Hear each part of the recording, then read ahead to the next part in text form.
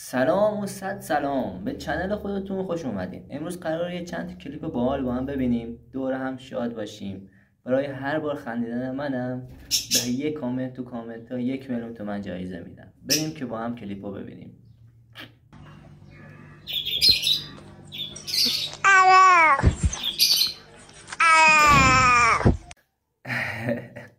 آقا یه بار باشه.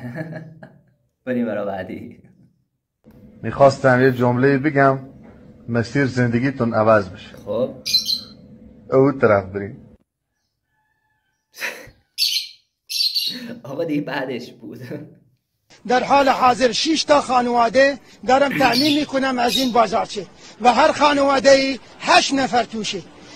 حساب کن دیگه 8 نفر 5 6 تا خانواده 60 نفر، نزدیک 35 نفر دارن نون میخورن این بازارچه.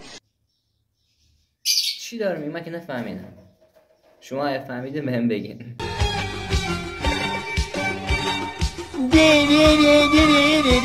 خداییش خیلی خوب بود. خداییش خیلی خوب بود. من خیلی جلو خودم رو گرفتم. عالی بود. عین واقعیت. بریم بعدی. وقتی گاز میدی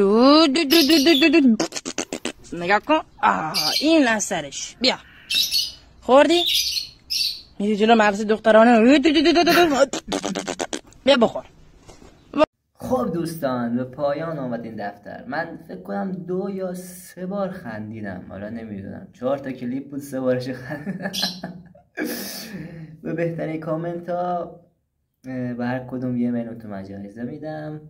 دیگه خود دانی، هر کدوم بیشتر لایک خورد اونم جایزه میدم. یا علی.